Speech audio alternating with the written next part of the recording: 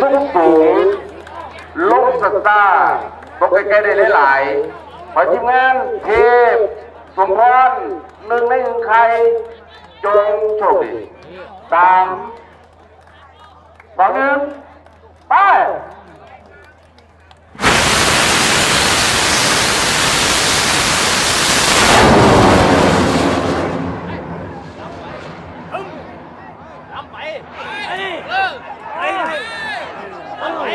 ตามดาบหลุดด้านหนึ่งด้านสองก็ได้ว่าแล้วสิรอด บอกให้กินกับบังแน่บอก บ่ให้กินได้บังในวันที่ บอกให้กินกับบังแน่ ข้างด้านแรก